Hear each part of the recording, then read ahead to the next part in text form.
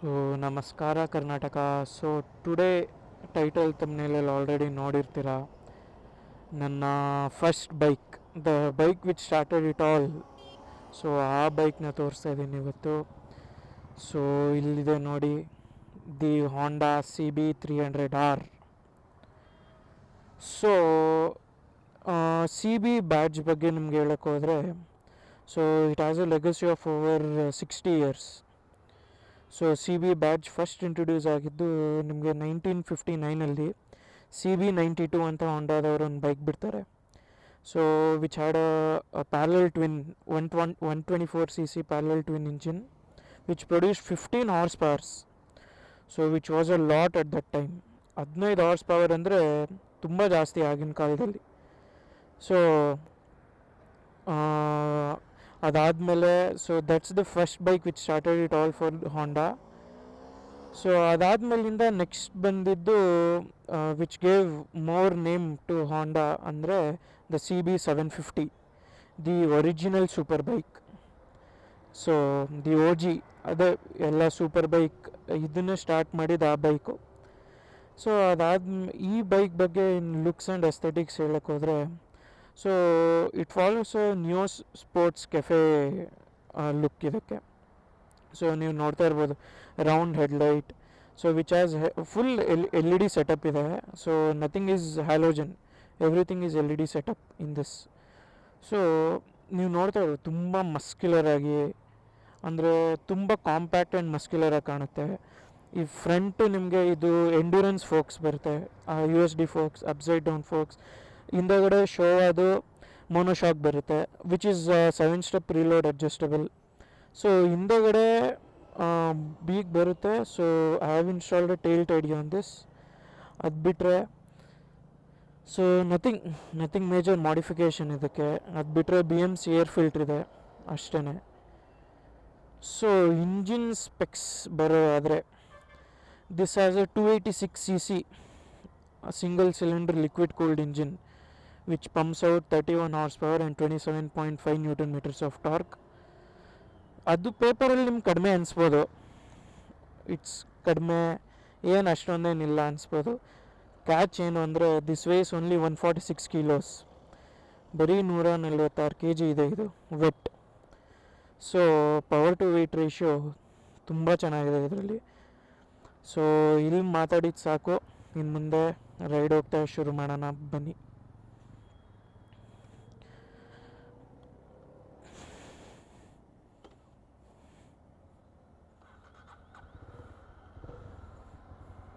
Exhaust note ಒಂದ್ಸತಿ ಕೇಳಿಸ್ಕೊಂಬಿಡಿ.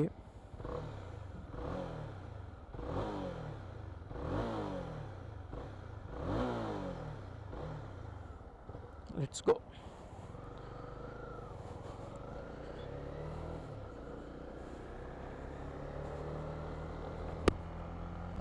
So ಈ bike ಬಗ್ಗೆ ಹೇಳೋಕ್ಕಾದರೆ, ನಾನು ಇದನ್ನು 2023 ತೊಗೊಂಡಿದ್ದು. ಇದು 2022 ಮಾಡಲು 2023 ರಿಜಿಸ್ಟರ್ ಆಗಿರೋದು. ಸೊ ನಾನು ಈ ಬೈಕ್ ತಗೊಳ್ಳೋ ಮುಂಚೆ ನಾನು ಆ್ಯಕ್ಚುಲಿ GT650, ಅದಾದಮೇಲೆ ಡಾಮಿನಾರ್, ಆಮೇಲೆ ಡ್ಯೂಕ್ 390 ಟೆಸ್ಟ್ ರೈಡ್ ಮಾಡಬೇಕಿತ್ತು. ಸೊ ನಾನು ತಗೊಳ್ಳೋ ಟೈಮಲ್ಲಿ ಅವರು ಕಂಪ್ನಿಯವರೇನು ತುಂಬ ಅಂದರೆ ನೀಟಾಗಿ ರೆಸ್ಪಾಂಡ್ ಮಾಡಲಿಲ್ಲ ಶೋರೂಮ್ನವರು. ಸೊ ಅದನ್ನು ಡ್ರಾಪ್ ಮಾಡಿದೆ. ಸೊ ಲಾಸ್ಟ್ ಬೈಕ್ ನಾನು ಟೆಸ್ಟ್ ರೈಡ್ ಮಾಡಿದ್ದು ಇದೇನೆ, ದಿ ಹೋಂಡಾ CB300R, ಎಲ್ಲಿ ಬಿಗ್ ವಿಂಗ್ ನಾರ್ತಲ್ಲಿ. ಸೊ ಅವಾಗ ಶೋರೂಮಲ್ಲಿ ನೋಡಿದ ತಕ್ಷಣ ಗಾಡಿ ಮೇಲೆ ಅವಾಗ ಹೋಗಿದ್ರು, ಏನು ಕಾಣುತ್ತೆ ಈ ಗಾಡಿ, ಆ ನ್ಯೂ ಸ್ಪೋರ್ಟ್ಸ್ ಕೆಫೆ ಲುಕ್ ಆಗಿರ್ಬೋದು, ಅದು ವೇರೆವರ್ ಯಾವುದೇ ಆ್ಯಂಗಲಿಂದ ನೋಡಿ ಸೆಕ್ಸಿಯಾಗಿ ಕಾಣುತ್ತೆ ಈ ಗಾಡಿ. ಅದಾದಮೇಲೆ ನೋಡಿದ ತಕ್ಷಣ ಇಷ್ಟ ಆಗೋಯ್ತು. ಅದಾದಮೇಲೆ ಟೆಸ್ಟ್ ರೈಡ್ ತೊಗೊಂಡ್ವಿ, ನಾನು ನನ್ನ ಫ್ರೆಂಡ್ ಹೋಗಿದ್ದು. ಸೊ ಟೆಸ್ಟ್ ರೈಡ್ ತೊಗೊಂಡ್ಮೇಲೆ ಅಗೇನ್ ಮತ್ತೆ ಇನ್ನೊಂದು ಸತಿ ಫೆಲ್ ಇನ್ ಲವ್. ನನ್ನ ಫ್ರೆಂಡು ಅಂದ, ಮಗ ಸಕ್ಕ ಇದೆ ಗಾಡಿ, ನೆಕ್ಸ್ಟ್ ಲೆವೆಲ್ ಪರ್ಫಾರ್ಮೆನ್ಸ್ ಇದೆ. ನಿಮ್ಗೆ ಆನ್ ಪೇಪರ್ ಏನು ಅನಿಸಲ್ಲ, 31 horse power 27.5 Newton meters of torque ಏನು ಅನಿಸಲ್ಲ. ಬಟ್ ಇದ್ರ ವೆಯ್ಟ್ ಬರೀ 146 kilos ಇರೋದ್ರಿಂದ next level power to weight ratio ಇದೆ ಇದಕ್ಕೆ.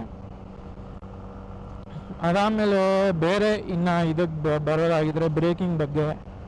ಸೊ ಇದರಲ್ಲಿ ನಿಸಿನ್ ರೇಡಿಯಲ್ ಮೌಂಟೆಡ್ ಕ್ಯಾಲಿಪರ್ ಇದೆ, ಆಮೇಲೆ ನಿಸಿನ್ ಮಾಸ್ಟರ್ ಸಿಲಿಂಡರ್ ಇದೆ. ಸೊ ಬ್ರೇಕಿಂಗ್ ಅಂದರೆ ಈ ಗಾಡಿಗೆ ಸಫಿಷಿಯೆಂಟ್ ಅಂತ ಅನ್ಸುತ್ತೆ ನನ್ನ ಪ್ರಕಾರ. ಅಂದರೆ ಅಷ್ಟೊಂದೇನು ತುಂಬ ಹೇಳ್ಕೊಳ್ಳೋಷ್ಟೇನು ಚೆನ್ನಾಗಿಲ್ಲ, ಈ ಗಾಡಿಗೆ ಸಫಿಷಿಯೆಂಟ್. ಸೊ ಇನ್ನೂ ಬ್ರೇಕಿಂಗ್ ಬೇಕು ಅಂತ ಅಂದರೆ ಸೊ ನಾನು ಇದಕ್ಕೆ ಏನು ಮಾಡಿದ್ದೀನಿ, ಫ್ರಂಟಲ್ಲಿ EBC ಬ್ರೇಕ್ ಪ್ಯಾಡ್ಸ್ ಅಪ್ಗ್ರೇಡ್ ಮಾಡಿದ್ದೀನಿ, ಸಿಂಟರ್ ಬ್ರೇಕ್ ಪ್ಯಾಡ್ಸ್ ಹಾಕಿದ್ದೀನಿ. ಸೊ ಅದರಿಂದ ಬೈಟ್ ಮಾತ್ರ ನೆಕ್ಸ್ಟ್ ಲೆವೆಲ್ ಇದೆ. ಸ್ಟಿಲ್ ಪ್ರೋಗ್ರೆಸಿವ್ ಬ್ರೇಕಿಂಗ್ಗೆ, ಬಟ್ ಇನಿಷಿಯಲ್ ಬೈಟ್ ಮಾತ್ರ ನೆಕ್ಸ್ಟ್ ಲೆವೆಲ್ ಇದೆ. ಸೊ ನಿಮಗೆ ಬೇಕಂತ ಅಂದರೆ ಅಪ್ಗ್ರೇಡ್ ಮಾಡ್ಬೋದು. ಸೊ ಈ ಗಾಡಿ ಇವಾಗ ಕರೆಂಟ್ಲಿ ಸ್ಟಾಪ್ ಮಾಡಿದ್ದಾರೆ. ಸೊ ಆಮೇಲೆ ಇನ್ನೂ ತುಂಬ ಜನ ಕನ್ಫ್ಯೂಷನ್ ಏನು ಅಂತ ಅಂದರೆ 300R ಮತ್ತು 300F ಎರಡು ಒಂದೇ ಬೈಕ್ ಅಂದ್ಕೊಂಡ್ಬಿಟ್ಟಿರ್ತಾರೆ. So which is not the case. 300R completely different bike, 300F completely different bike. 300Rಗೆ Fಗೆ ಇಂಜಿನೇ ಬೇರೆ. ಇದಕ್ಕೆ liquid cooled 286cc single cylinder ಬಂದರೆ ಅದಕ್ಕೆ air and oil cooled 293cc engine ಬರುತ್ತೆ. That produces less horse power and less torque than this. So this is more sportier version of it ಅಂತ ಹೇಳ್ಬೋದು, but with completely different engine. So ಮಾತಾಡಿ ಸಾಕು, ಬನ್ನಿ ನನಗೆ ಒಂದು ಫುಲ್ ತೋರಿಸೋಣ.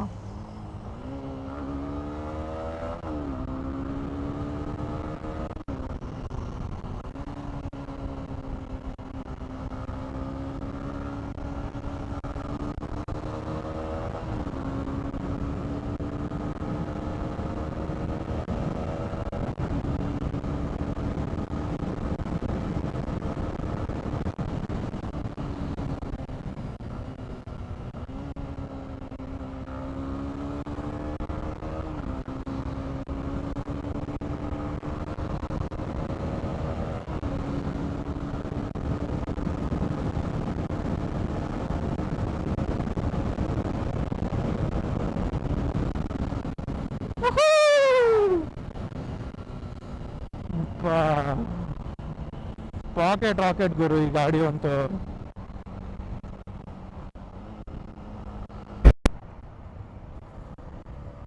ಎರ್ಗೊನಾಮಿಕ್ಸ್ ಮತ್ತು ಹ್ಯಾಂಡ್ಲಿಂಗ್ ಅಂತ ಬಂದರೆ, ಸೊ ಫ್ರಂಟ್ ಎರ್ಗೊನಾಮಿಕ್ಸ್ ಇದ್ರ ಫುಟ್ ಪ್ಯಾಕ್ ಸ್ವಲ್ಪ ರೇರ್ ಸೆಟ್ಟೇ ಇದೆ, ನೀವು ನೋಡ್ತಾ ಇರ್ಬೋದು.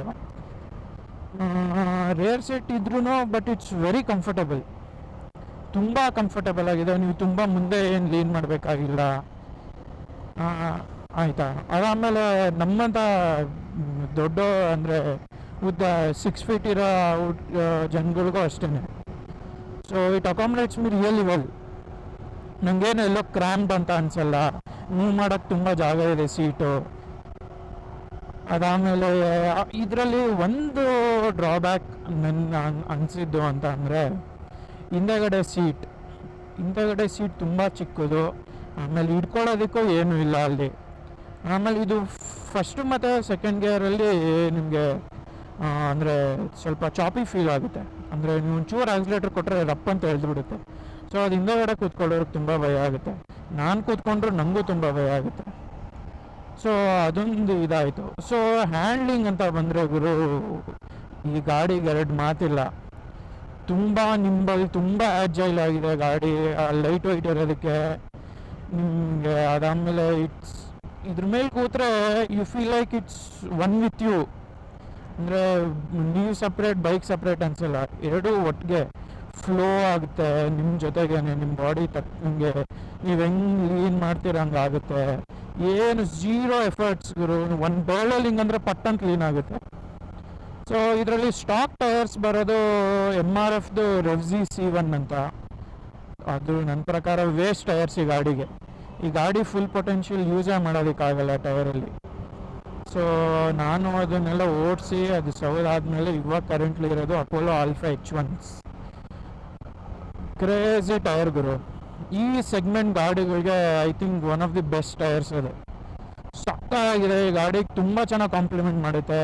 ಅದು ಸಿಂಟರ್ ಬ್ರೇಕ್ ಪ್ಯಾಡ್ಸ್ ಹಾಕ್ಸಿರೋದಕ್ಕೂ ಸಕ್ಕ ಕಾಂಪ್ಲಿಮೆಂಟ್ ಮಾಡುತ್ತೆ, ಎಲ್ಲೂ ಸ್ಲಿಪ್ ಆಗಲ್ಲ. ನೀವು ಕಾರ್ನರ್ ನೋಡ್ತಿರ್ಬೋದು ಇವಾಗ, ನೋಡಿ ಹೆಂಗೆ ತಗೊಳುತ್ತೆ. ಸೀಟಲ್ಲಿ ಆರಾಮಾಗಿ ಮೂವ್ ಮಾಡ್ಬೋದು. ಆ್ಯಕ್ಚುಲಿ ಡ್ರೈವರ್ ಸೀಟ್ ದೊಡ್ಡದಿದೆ.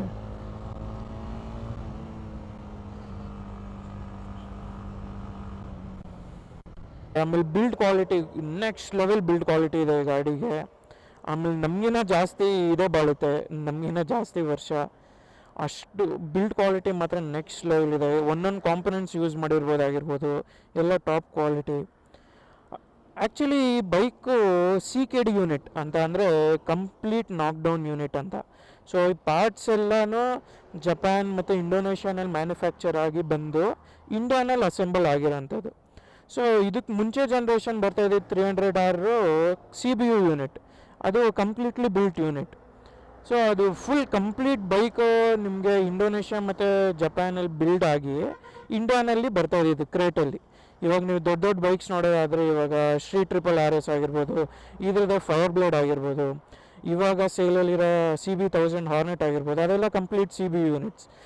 ಈ ಜನ್ರೇಷನ್ ಬಂದು CKD unit, complete knock down unit.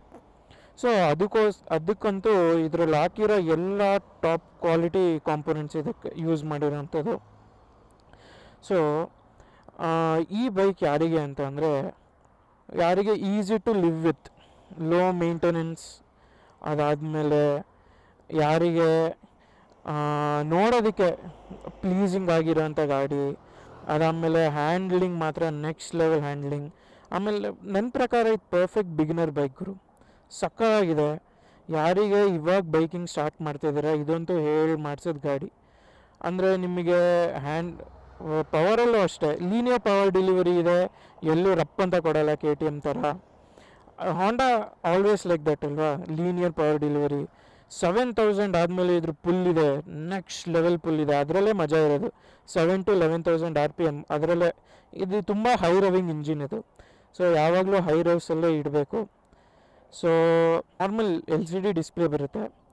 So ನನಗೆ ಅದೊಂದು ಡ್ರಾಬ್ಯಾಕ್ ಅಂತ ಅನಿಸ್ತು. ಐ ಮೀನ್ ಈಗಿನ ಬರೋ ಬೈಕ್ಸ್ ಕಂಪೇರ್ ಮಾಡಿದ್ರೆ ದಟ್ಸ್ ಅ ಡ್ರಾಬ್ಯಾಕ್. ಇವಾಗೆಲ್ಲದಕ್ಕೂ ಆಲ್ಮೋಸ್ಟ್ ಕಲರ್ TFT ಬರುತ್ತೆ, ಇದರಲ್ಲಿ ಬ್ಲೂಟೂತ್ ಇಲ್ಲ. ಸೊ ಬರೀ ನಾರ್ಮಲ್ LCD, ನೋ ನಾನ್ಸೆನ್ಸ್. ಇದರಲ್ಲೂ ಅಷ್ಟೇ, ಏನು ಬೇಕೋ ಅದಷ್ಟೇ ತೋರಿಸೋದು. ನಿಮಗೆ ಓಡೋಮೀಟ್ರ್ ಆಗಿರ್ಬೋದು, ಟ್ರಿಪ್ ಬಿ, ಆಮೇಲೆ ಟೈಮರ್ ಇದೆ if you want to go to track.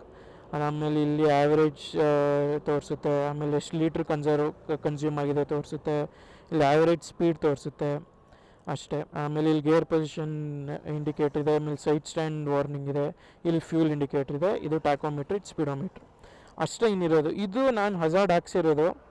So ಇವಾಗ ಅಂದರೆ ಬರ್ತಾ ಇದ್ದಿದ್ದು, ಇದ್ರ ನೆಕ್ಸ್ಟ್ ಜನ್ರೇಷನ್ ಬರ್ತಾ ಇದ್ರು ಅವರೇ ಹಜಾರ್ಡ್ ಕೊಡ್ತಾಯಿದ್ರು. ಅದು ಹೊಸ ಜನ್ರೇಷನಲ್ಲೂ ಏನೂ ಇಲ್ಲ. E20 ಕಂಪ್ಲೇಂಟ್ ಒಂದಿತ್ತು, ಹಜಾರ್ಡ್ ಒಂದಿತ್ತು, ಅದು ಬಿಟ್ಟರೆ ಇನ್ನೇನು ಇಲ್ಲ. ಅದಾದಮೇಲೆ ಇದು ಗೋಲ್ಡ್ ಬ್ಯಾಡ್ಜಿಂಗ್ ಇತ್ತು. ಸೊ ಇದು ರೆಡ್ ಆ್ಯಂಡ್ ಗ್ರೇ ಬದಲು ಗೋಲ್ಡ್ ಬ್ಯಾಡ್ಜಿಂಗ್ ಇತ್ತು, ಅದಷ್ಟೇ. ಸೊ ಅದು ಬಿಟ್ಟರೆ ಇನ್ನು ಇದಕ್ಕೆ ಚೈನ್ ಸ್ಪ್ರಾಕೆಟ್ ಎಲ್ಲ ರಿಪ್ಲೇಸ್ ಆಗಿದೆ. ಅರೌಂಡ್ 12,000 ಕಿಲೋಮೀಟರ್ಸಿಗೆ ಚೈನ್ ಸ್ಪ್ರಾಕೆಟ್ ಎಲ್ಲ ರಿಪ್ಲೇಸ್ ಮಾಡಿಸ್ಬೇಕು. ಸೊ ಅದಾಗಿದೆ. ಸರ್ವೀಸ್ ಅಂತ ಬಂದಾಗ ಏನು ಅಷ್ಟೊಂದೇನು ಜಾಸ್ತಿ ಬರೋಲ್ಲ ನಿಮ್ಗೆ. ಒಂದು ಸರ್ವೀಸ್ ಹಬ್ಬ ಮ್ಯಾಕ್ಸ್ ಟು ಮ್ಯಾಕ್ಸ್ ಅಂದರೆ ಒಂದು 4,000 to 5,000 ಬರ್ಬೋದು ಒಂದು ಸರ್ವೀಸ್ ಮ್ಯಾಕ್ಸಿಮಮ್, ಅಂದರೆ ಬರೀ ಜನರಲ್ ಸರ್ವೀಸ್. ಇನ್ನು ಅದು ಬಿಟ್ಟರೆ ನಿಮಗೆ ಬ್ರೇಕ್ ಪ್ಯಾಡ್ಸು, ಟಯರು ಅದೆಲ್ಲ ಎಕ್ಸ್ಟ್ರಾ, ಅದೆಲ್ಲ ಬೇರೆ ಇದಕ್ಕೆ ಬರುತ್ತೆ. ಸೊ ಮೇಂಟೆನೆನ್ಸು ಅಷ್ಟೇ, ಅಷ್ಟೊಂದೇನಿಲ್ಲ. So that's it guys, that will be it for this video. So ಚಾನಲ್ಗೆ ಹೊಸಬ್ರಾಗಿದ್ರೆ ಸಬ್ಸ್ಕ್ರೈಬ್ ಮಾಡ್ಕೊಂಡಿರಿ. ಸೊ ಹಿಂಗೆ ಮುಂದೆ ಕ್ರೇಜಿ ವ್ಲಾಗ್ಸ್ ಮಾಡೋಣ, ಇನ್ನು ಮುಂದೆ ಬೇರೆ ಬೇರೆ ಬೈಕ್ಸ್ನ ರಿವ್ಯೂ ಮಾಡೋಣ. ಸೊ ಅಂತ ಹೇಳ್ತಾ ಈ ವಿಡಿಯೋನ ಇಲ್ಲೇ ಮುಗಿಸ್ತಾ ಇದ್ದೀನಿ. Tata, see you, bye bye.